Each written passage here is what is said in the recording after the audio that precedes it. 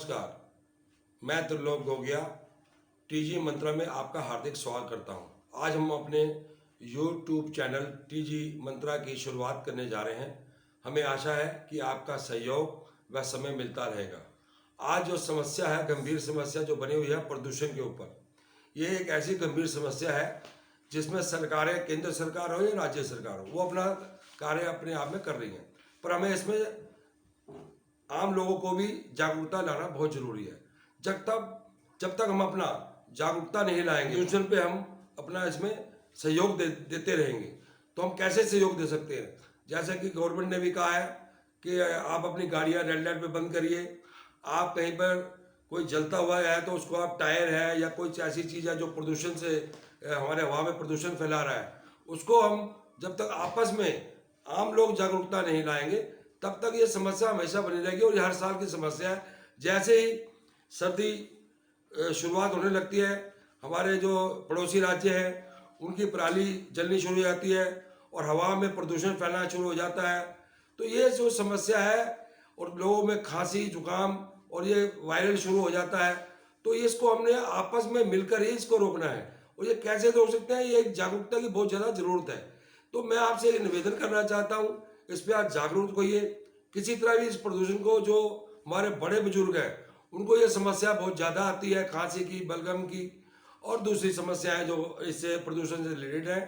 मैं आपसे बार बार यही निवेदन कर रहा हूँ, आप थोड़ा जागरूक होइए।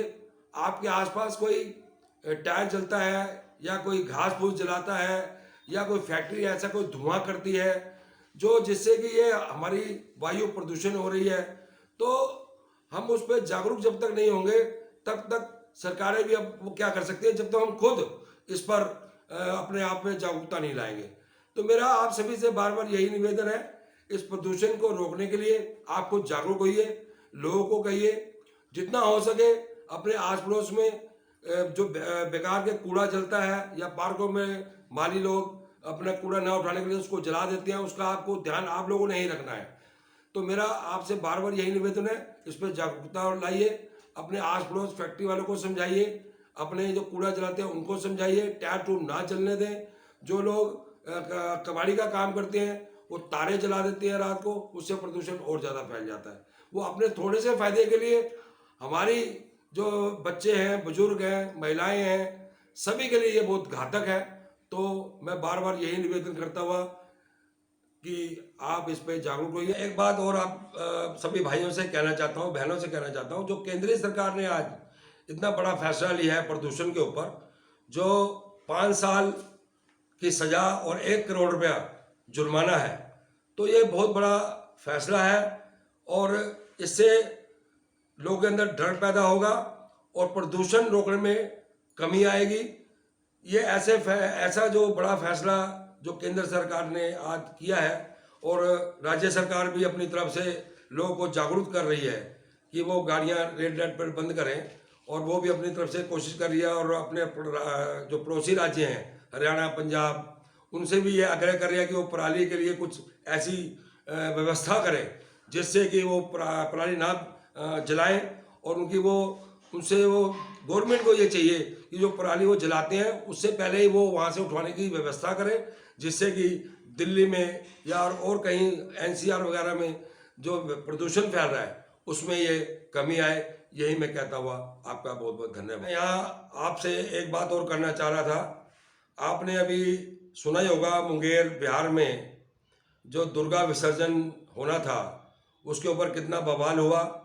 वैसे तो बीजेपी अपने आप को हिंदू धर्म का ठेकेदार मानती है, पर मैं हिंदू होने के नाते और दिल्ली का दुर्गा मंदिर का प्राण होने के नाते मैं किसी पार्टी पॉलिटिक्स की बात नहीं कर रहा हूँ, पर जो एक सच्चाई है मैं वो बताना चाहता हूँ कि दुर्गा विसर्जन पर जो वहाँ पर अत्याचार हुआ, 8 लोगों पर मारपीट हुई, डंडे पीटे गए, उनकी हत्या हुई, इसका जिम्मेवार कौन है? तो PM मोदी जी को भी ये सोचना चाहिए। वो पिछले 72 घंटों से ये मांग कर रहे थे दुर्गा विसर्जन की, उनको इजाज़त क्यों नहीं दी गई? क्या उनका ये कसूर था? तो ये मैं बातें पूछना चाहता हूँ कि हिंदुस्तान में और हिंदू धर्म के राष्ट्र आप कहना चाहते हो कि हम हिंदू धर्म राष्ट्र यहाँ पर अपनाना चाहते हैं, और उस लहजे से भी देखा जाए तो हिंदुओं पर ऐसा अत्याचार क्यों किया जा रहा है? एक दुर्गा विसर्जन पर इतना बवाल क्यों किया जा रहा है? जब वो आपसे कानूनन इजाज़त मांग रहे हैं 72 घंटों से कि आप हमें दुर्गा विसर्जन की इजाज़त दीजिए, और उसके बाद एसपी और डीएम खड़े होकर वहाँ तमाशा देख रहे हैं, उनको डंडे बरसवा रहे हैं, उन पर मारपीट कर रहे हैं, उनकी हत्या हो रही है, तो इसका जिम्मेवार कौन है? तो मैं सभी हिंदुओं से ये निवेदन करूंगा, आप पार्टी पॉलिटिक्स से ऊपर उठकर जो वहाँ पर मुंगेर में ये कार्य हुआ उसका आप निंदा करें, उसकी भर्त्सना करें, और आगे से ऐसी घटना ना हो।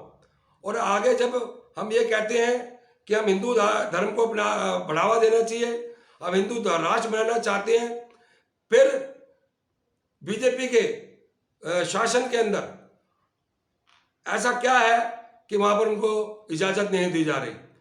या हम ये सोच रहे हैं कि बीजेपी अपने हिंदू राष्ट्र का जो उसने नारा दिया वो पीछे हट रही है। आज बिहार में इलेक्शन है तो उसको मुसलमान भाइयों के वोट चाहिए, इसलिए हिंदुओं को वहाँ दुर्गा विसर्जन की इजाज़त नहीं दी जाएगी। वैसे वो हिंदू धर्म के लिए बहुत बहुत बड़ी बड़ी बातें करते हैं, और ऐसी नौबत आ गई हिंदुस्तान में, और हिंदुस्तान में हिंदू होते हुए उनको विसर्जन की इजाज़त नहीं दी जा रही। तो ये कहाँ का कानून है, कहाँ का ये हिंदू समाज का?